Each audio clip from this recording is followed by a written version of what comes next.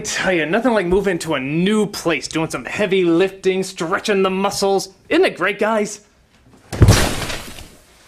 I don't know why I didn't think of this before.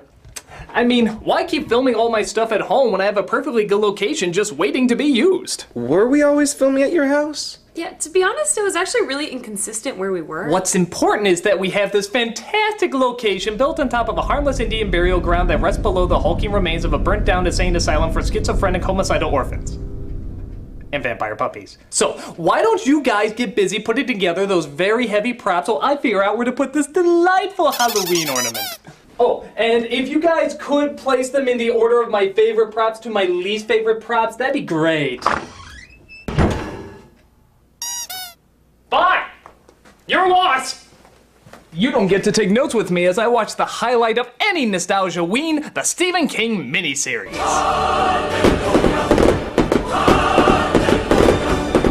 Yep, nothing like celebrating the holidays by attacking a man who's done absolutely nothing to me and is making his living by entertaining others. Oh, we'll show him, won't we, Pennywise? Oh, yeah. We all know he's had some classic stories, but he's also had some classic blunders. And nowhere are they more spotlighted than in the overly long and overly goofy miniseries. Only this time, the idea is not to get one of his ideas to the screen, it's rectifying a version that he's hated for years. That, of course, being The Shining.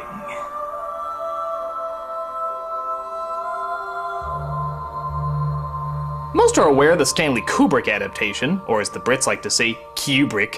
And for the most part, audiences seem to enjoy it. That is, of course, except for King. Yup, the guy who loved 2012 and Death Race couldn't stand the theatrical release of The Shining. So, what to do? Release his own version on TV in 1997 with a teleplay entirely written by him. It's sure to have some kingly awkwardness, and I'm here to take notes on it for my next review. So, what are we waiting for? Let's dive into the Wish You Overlooked Hotel with The Shining. So our story takes place not in Maine. What the hell's going on here? As we open with Jack, played now by Steven Weber, being instructed how to handle the boiler room when he becomes the caretaker of the Overlook Hotel. Oh, and I don't mean briefed, I mean instructed with every single detail. This is your pressure gauge. It's got a safety valve. Hey, this is your drop valve. So here's what you gotta do. This son of a buck has been rusted shut. No safety valves. You rated for 160 every night. Last thing. You know, oddly enough, King, the inner workings of a water boiler described by Commissioner Gordon in the hopes that your obvious setup for the climax will seem less silly isn't as riveting as you think. Well, yeah. But at least he has some history to welcomingly scare the shit out of the new housekeeper. We had this lady here last summer, slit her wrist. Then there was this last caretaker, Grady. What about him? Shotgun. Both barrels. Jeez, I hope you don't say this on all the hotel tours. And over there is the kitchen where old Mary McCreed cooked her husband. Pipe down, he was delicious. Jack then talks to the owner of the hotel, played by the shaking head of Elliot Gould. The board has decided to put an alcoholic less than a year away from his last drink in charge of one of the greatest resort hotels in America. May I be frank? Oh, why stop now? It makes me sick. Here are the keys. Enjoy your stay. I'll not only be taking care of the Overlook, but I'll be taking care of myself and my family. While Jack assures our mystery theater actor that he's no longer on the sauce, we see his boy and wife waiting eagerly at home, played by Kirtland Meade and Rebecca De Mornay. Did your dad get the job? Uh-huh. He and the man he talked to didn't like each other, but he got it. Are you sure? Uh-huh. Yay! That's right. In this version, the parents are totally aware that the kid is psychic, and the reaction is...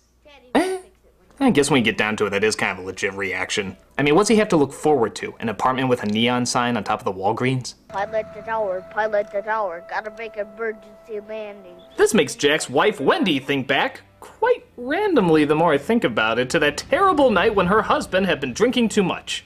Or at least, badly imitating a guy who's been drinking too much. Look at this map! Go off to use the phone, and this is what I come back to? Answer me, you damn pup! I'll fix you. Slurred cliches and monotone anger. The only thing to make this more obvious is an empty bottle of there we go. I don't believe you. What did you do to Danny? I am never going to another emergency ward, Jack. Said you could stop on your own. I was wrong. If anything ever happens again, I am packing my bags and I'm leaving. You're right. It's gotta end. One way or the other. As you can see, I'm really torn up about it. But his son Danny is having his own issues outside, as his imaginary friend Tony tries to communicate with him. Danny! Danny! Hi, Doc. Really? So, Tony all this time was an awkwardly hovering version of the Encyclopedia Britannica kid? I don't think anyone could have predicted that from the Kubrick version. I always thought it was a demonic rendition of the Frosted Flakes mascot. What do you want? But Tony shows him some scary images of what's to come, like a killer hose. Wait, what? You know, King, you have a talent for taking things that are very obviously not scary and keeping them very obviously not scary. I mean, what are you gonna do? Try to make croquet scary too? Oh, for God's sake, just because you put blood or teeth on something doesn't mean we're automatically gonna be frightened by it. I mean, can you think of an instance where you just took something random, you put blood or teeth on, and that instantly worked? Ah, that was different! It turns out the horrifying croquet mallet was just another one of Danny's visions. Though Jack does seem to be struggling as he finds himself calling his AA sponsor, who loves reminding him of stuff that he apparently already knows. Well, you know what they say at the AA meetings, don't you? You know what they say in the meetings, Jack. Well, if he knows, why are you telling him? But it's still tempting for him as he finds himself drawn to local pubs like the Tavern.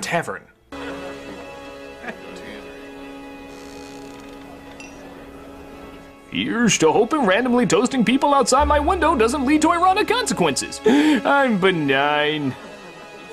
So they make their way to the hotel as they play their favorite driving game, What the Hell Did My Son Just Say? Elmer Martin at daycare. It was a Donner dinner. Am I the only one you ever met? The overlook's just the summertime hotel. Of course, it doesn't help that his teeth look like someone photoshopped Napoleon Dynamite's mouth onto it. Well, he does! Funny-looking children have just as much a right to be made fun of as any other person. Hey, where'd you get that? They approach the hotel, and everything for the most part seems pretty welcoming.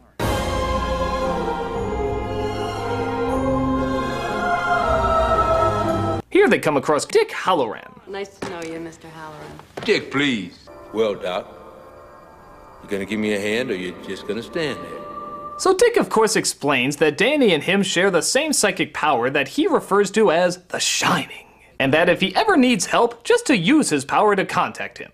And maybe a half a dozen times I've seen things. What were they, Dick? Now, I, of course, am too sophisticated to make any jokes about a tiny little boy talking to a big black dick, but for the record, I'd like to show you how many opportunities I had to make a joke. Give me a blast. You're gonna come down to St. Pete with me. Nobody's gonna tell your daddy anything. Just look the other way and count to 10. I bet you just about glow in the damn dark. Just promise me you won't go in. This is between you and me. What do you want me to think? Anything as long as it's hard. I should get a medal for how many I'm avoiding. Oh, by the way, be scared. A door closed. But that's not the important part. The real juicy stuff is we have a hotel to tour. So there's a pantry back there, there's a vegetable bin here. And tour. Dining room seats, 200. Used to seat almost twice that many. And tour. The elevator's the easiest way to the service area. And That tour. would be in one of the smaller freezers. You get to that through the pantry. And tour. The master bedroom, madame. And oh my God, are you gonna show us every goddamn fucking room? How about some scary stuff? I mean, aside from, by the way, the door closed. I mean, we're over an hour in, and the scariest thing we've come across is a hose and the Encyclopedia Britannica guy. Tell me you're trying harder than this. Gotta get moving. Oh, thank God. Hey, you want to see more of this place? No! Jesus Christ, the boom mic in the reflection is more exciting to watch than this. I'm at least trying to make excuses about how it's a ghost mic or something. Hey, it's about as scary as a hose or the Encyclopedia Britannica, kid. Can't you give us something? Better than that! But finally, the guy gets going and they start looking after the place. And he's already off to a bang-off start, as he accidentally comes across a wasp nest and gets stung. Can I keep it in my room, Mom?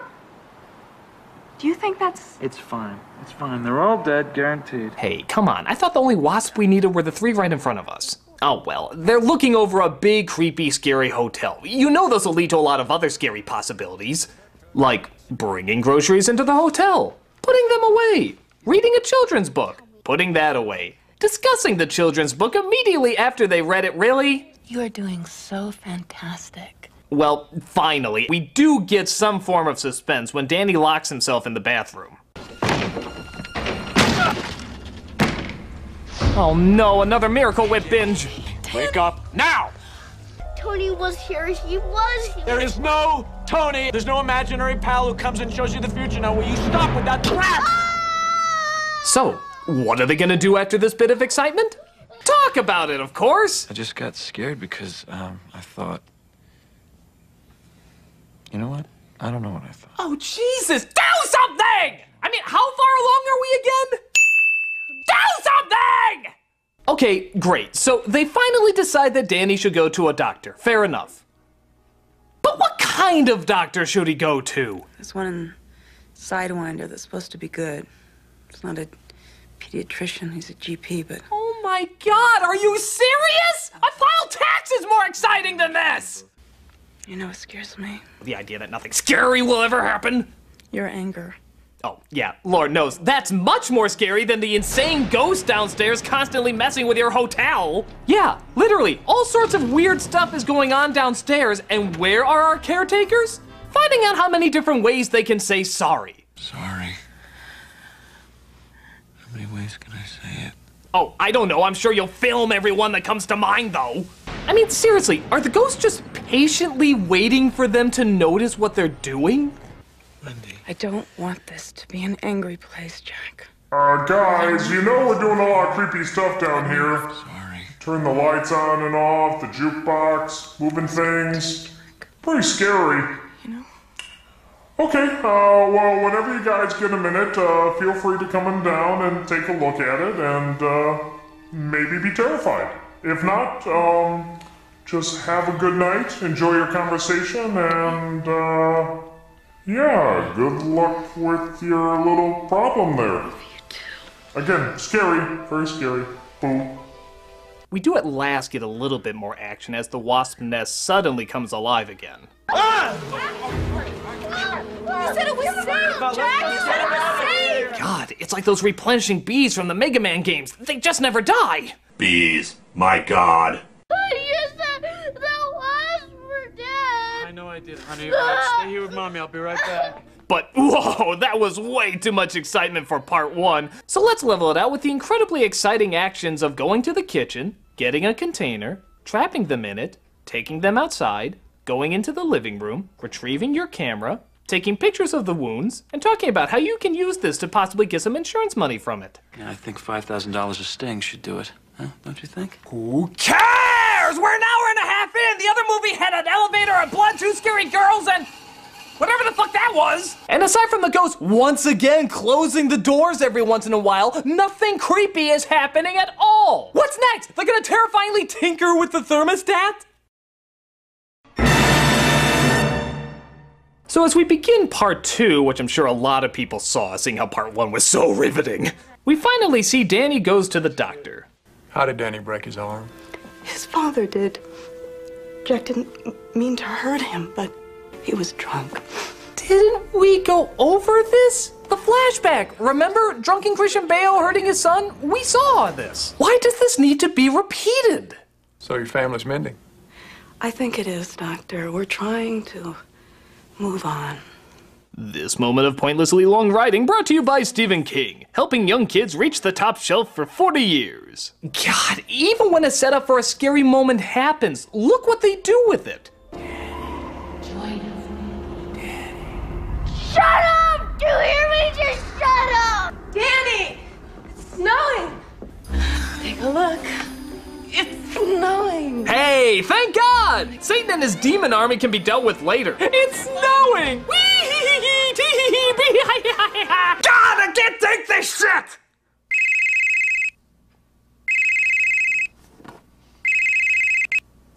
Yes. Hey, Critic.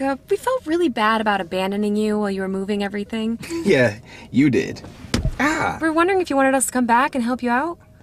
Rachel, let me explain something to you. Whenever you call and interrupt me, you're breaking my concentration. You're distracting me, and it'll take time to get back to where I was. You understand? What got into you? Aunt Flo in town? We're gonna make a new rule. whenever you hear me typing like this, How can I hear you typing if you're miles away? or whether you don't hear me typing, whatever the fuck you hear me doing, when I am in here, I am working, and that means you don't call. Now, you think you can handle that?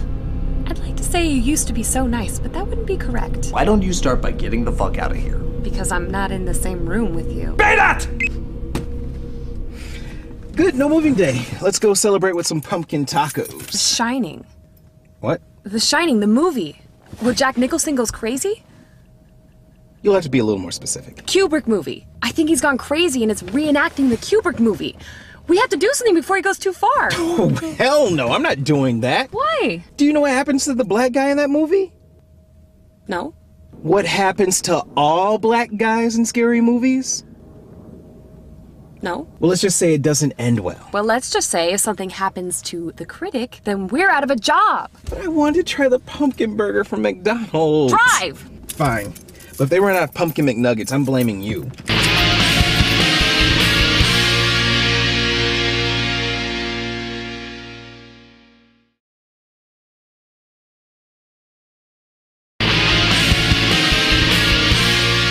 So I know you're all blown away with that snow scene, but sad to say, some actual suspense seems to enter the picture when Danny is tempted to go into room 217, which he has been forbidden to go in. Doc, what are you doing here, Doc? They're like pictures in a book. Doc, if you give them the chance to become more than that, I they could can... go in here if I want to. Go away. Leave me alone. Good. To find out how you can own the new Encyclopedia Britannica... Honey, where are you? Help me! I was talking to the people at home. Just a hose, stupid. Just call this number and we'll send you this free booklet. Danny, what are you doing? Nothing, Daddy. Nothing, Daddy. What are you doing in Mr. Ullman's office? Oddly enough, most of the transition of Jack turning crazy is done surprisingly pretty flowingly. That is, except for this one moment where I think a page was out of place or something because suddenly he's in full nut mode with no lead in at all. What have you got behind your back? Nothing, Daddy. Nothing, honey. Not supposed to go into any of the guest rooms. What should we do about a little boy who cannot keep to the rules? Daddy, I didn't go in the... Men follow the rules. They also say their F's very difficultly. Oh, and just when you thought this movie couldn't get any more drawn out, any more boring, any more tediously long-winded, we get a 12-minute conversation about their marriage without any scares, any action, or any suspense whatsoever. What has happened to us, Jack? Please try to bear with me. I hate this place now. I'm just interested in the papers I found down the cellar. Is stress the reason you don't want to make love to me anymore? Entertain! Entertain! I mean, we didn't have much back in Boulder, but pretty happy. I know how much I bitch things up for myself. I'm not talking about the guest rooms. You won't be sorry. I do. The booze and my temper and George Hatfield and... Your husband lost his last chance because his son sees things sometimes? That is so unfair, and you know it. Situation is unfair. D-Rock. We didn't have much back in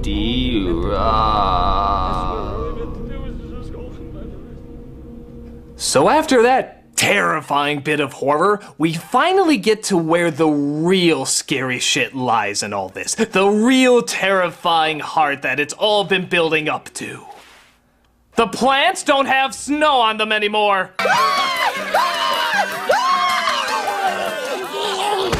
Oh, and you know what's even scarier? Having them be totally still while playing animal sound effects over them. Jesus Christ, I'm gonna piss myself! Ooh, I'm gonna write a Doctor Who episode about this. And because breaking in the first time went so well, Danny decides maybe doing it again will turn out even better consequences. And wouldn't you know it, something actually a touch scary does occur here. Josh Holloway, so that's where you went after Lost. Hello, Danny.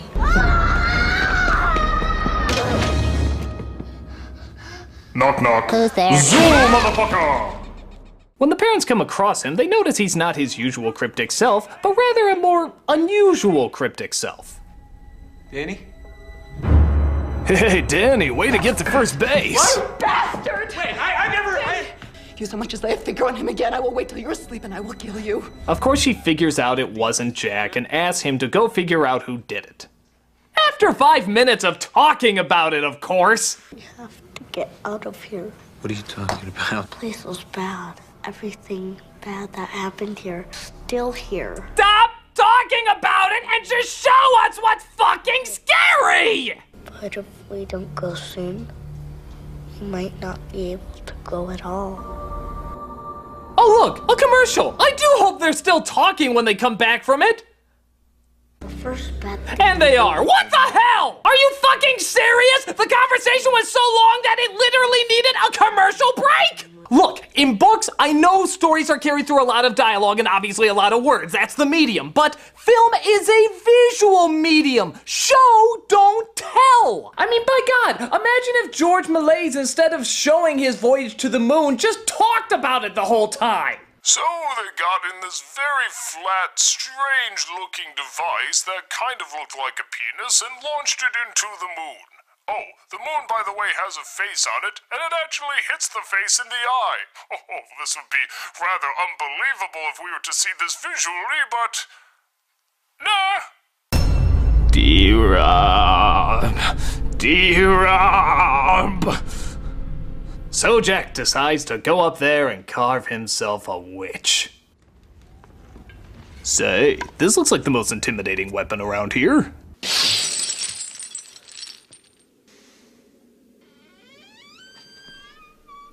Oh, yeah, because you've already closed the door 186 times. Maybe the 187th will catch us off guard.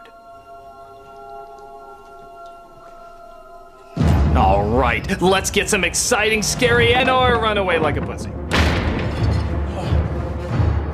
Well, that's enough frightening stuff for this scene. Let's go back to more talking. Did you break the CB? It wasn't broken when you were in there? Why would you hint at the scary thing we already saw? You showed it! You showed it in close-up, you showed it far away, you showed it in every angle imaginable. Okay, not every angle, haha, TV, but at the same time, we know what it looks like. We know what's scary about it, so why would keeping it in the shadows scare us when we know exactly what's in there? Why? I need a drink. God, I need a drink. Give up my goddamn soul for just a shot of cupcake vodka.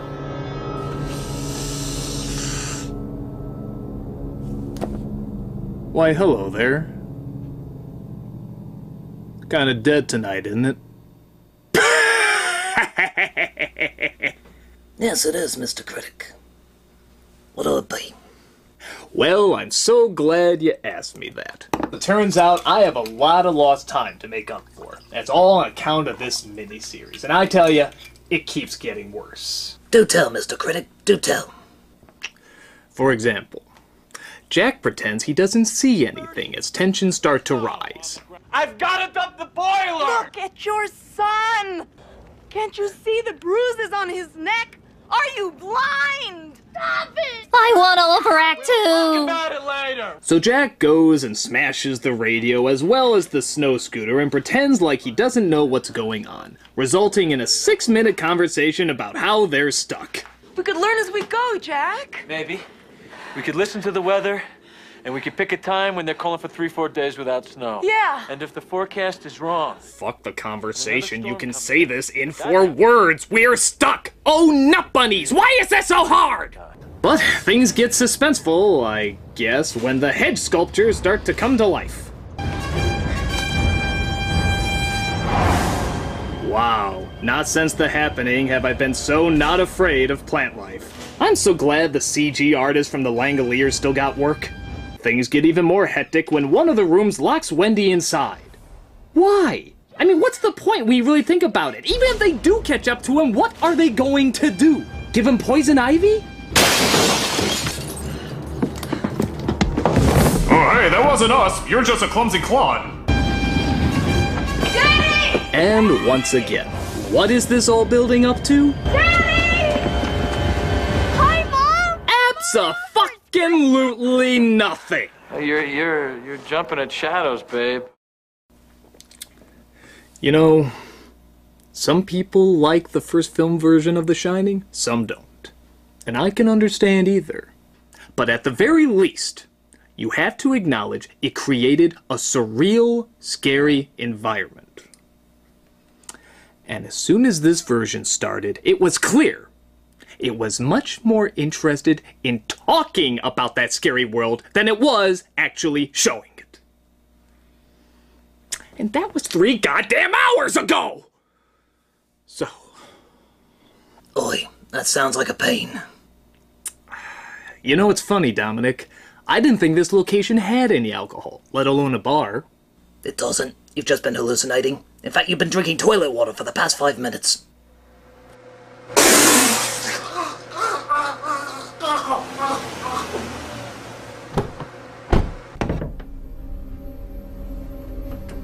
Critic? Critic?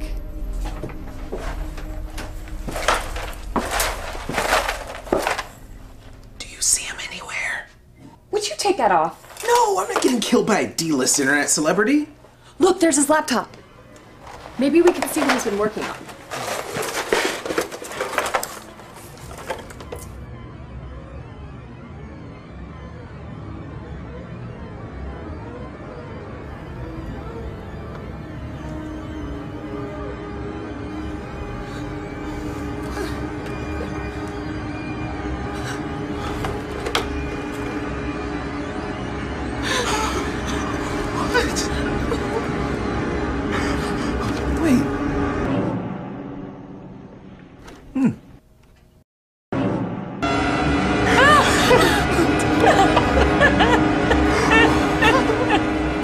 How do you like it?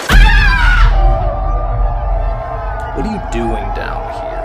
No, I still have so much more pumpkin shit to try!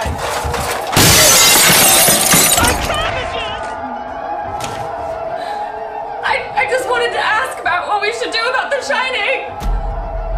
Okay, what should be done about The Shining?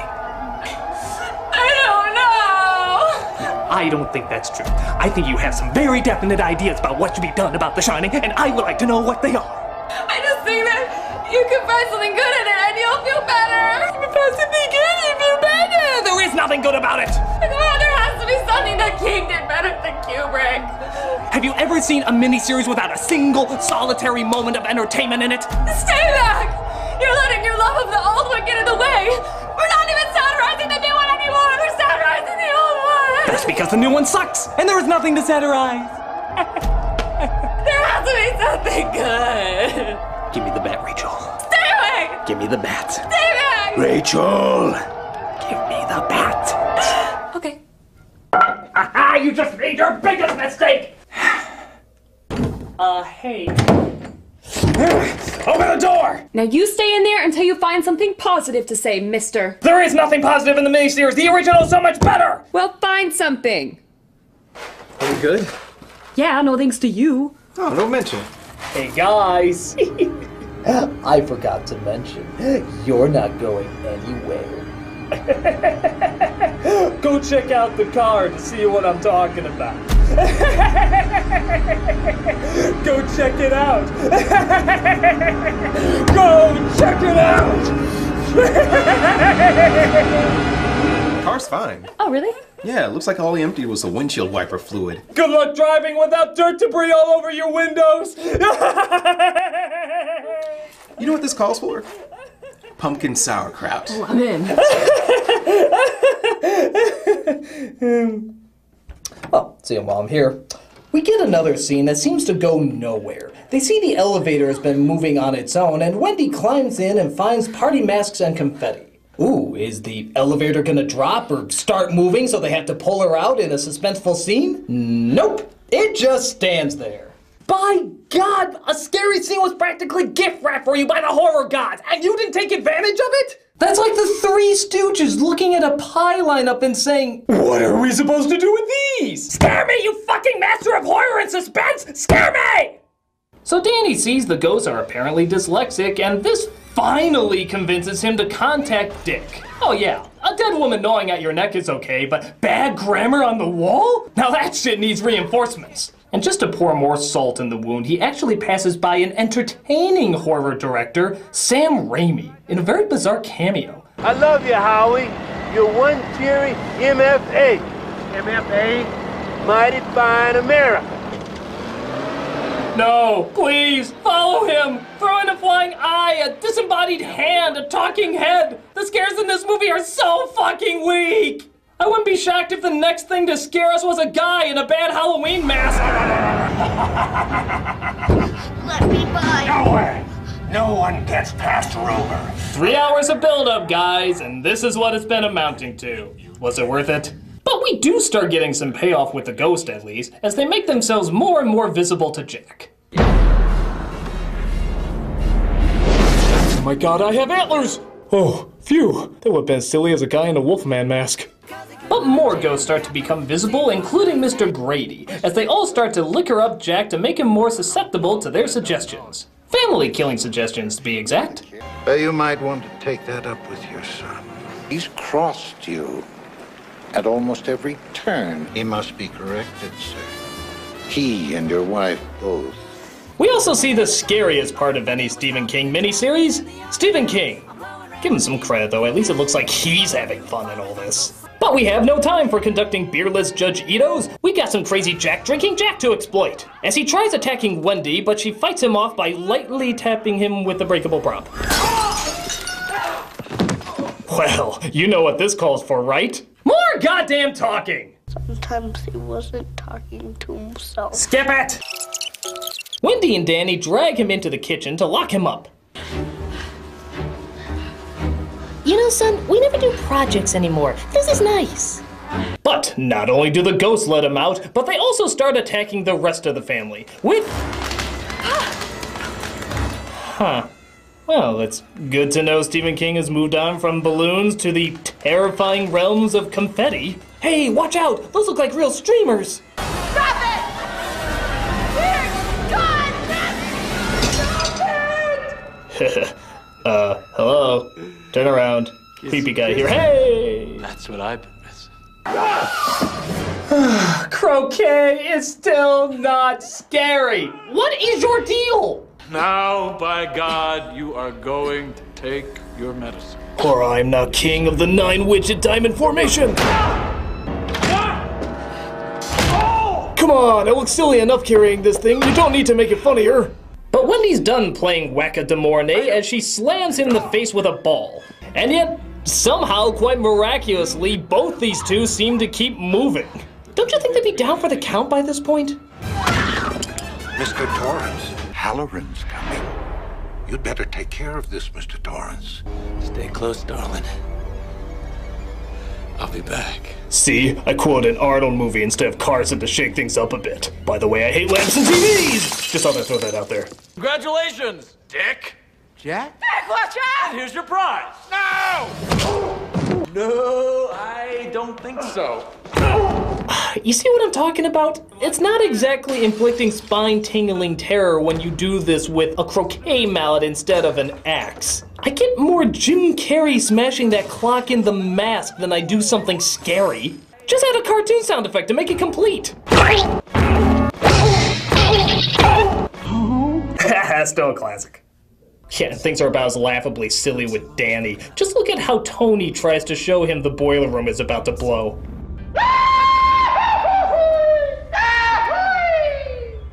It's the boiler. My daddy forgot to dump the boiler. But Danny does find out and manages to tell his father, who seems to be struggling back and forth between loving his son and turning into an evil Ed knockoff.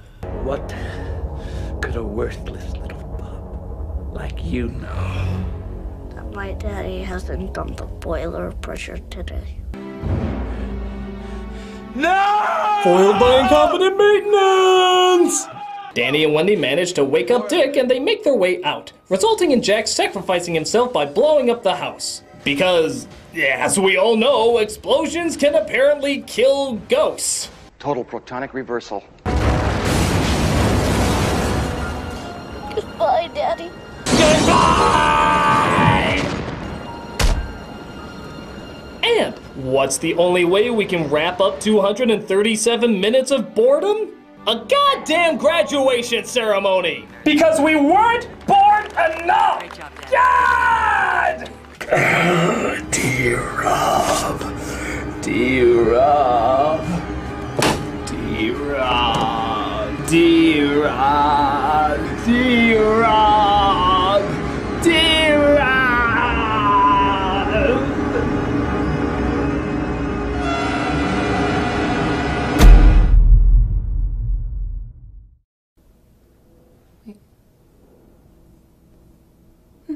Who knew?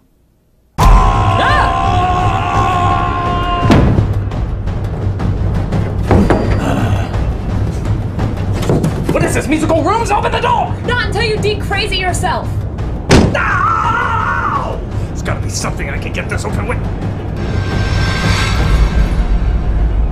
Well, if it's scary enough for Stephen King, it's scary enough for me.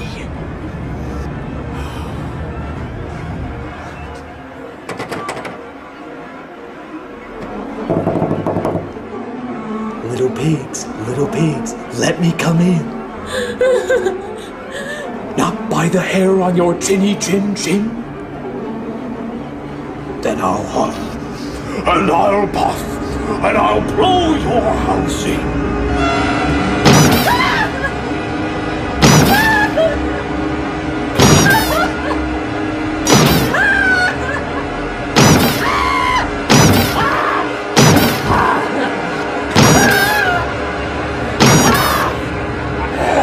You know, this really isn't working. Why don't you just open up the door? Not until you find something positive about the miniseries. It'll clear your head. There is nothing positive about it, and somebody has to pay for it. Somebody has to pay. Pumpkin guacamole?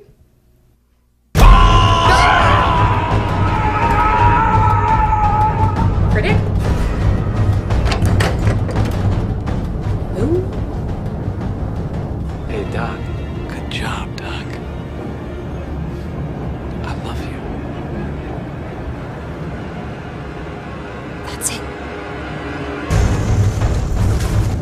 Welcome!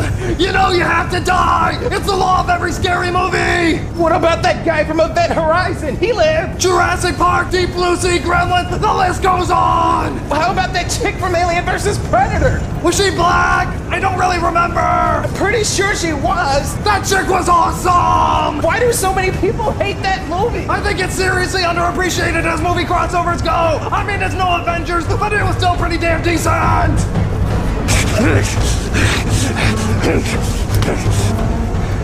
Okay, I never thought I'd have to use this. Welcome! I'm coming! What have we here? Excuse me, sir. I was wondering if you saw a, black person come through here. Why, no, good sir. I was just walking through, reading my James Patterson novel and listening to Wrecking Ball. That's a good song. Of course it is. Hey, Nostalgia Critic. Random white person. I found out something the miniseries did better than the movie. What? What could that possibly be? Jack's character. Huh? For Snizzle? Jack in the first Shining was just playing, well, Jack. It's just another Nicholson role that could be switched out with any other. But King's version had a very complex, interesting, three-dimensional character that shows step by step what he's going through and why he's going through it. But it's not scary. Just because it's not scary doesn't mean it's not good. I mean, look at Nicholson. That man was born to be scary. Even in the scenes where he's trying to be normal, he's still scary. But in this version, you actually feel sorry for the character and see the natural progression of his tragic story. Hey, that man played a very emotional, very complex, very dramatic, you're right, it's just another Nicholson performance. So, wow. King actually did something better than Kubrick? I mean, the rest of the series is boring, cliched, not the least bit frightening, but at the very least, he did explain his main character much better than the Kubrick film did. And Steve Weber did a good job bringing that emotion of a normal guy being tormented to the screen. Despite all its other faults, that part was actually pretty well done. Even if it was just one element, King did manage to do something better than Kubrick, one of my heroes.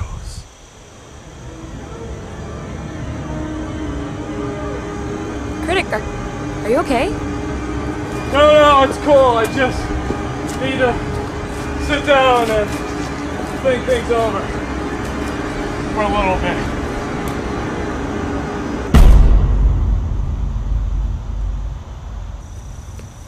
What's wrong with them? I don't know. I guess the idea of Stephen King doing something better than Stanley Kubrick was too much for him to take. Huh. Well, it's been a long day. Let's see what else we can find that has pumpkin in it. Oh, well, that's perfect because I found this website called pumpkinporn.com. Ooh. Everything pumpkin related. Oh, pumpkin hot pockets. Yes, pumpkin onion rings. Pumpkin tortilla. Pumpkin meatloaf. Pumpkin 2% milk. Pumpkin condoms. Pumpkin bread. That's weird. Every morning, every evening, ain't we got fun? Not much money, oh but honey, ain't we got fun? I don't care if it doesn't make any sense. At least it's scary. The ransom paid, dear. We haven't a car.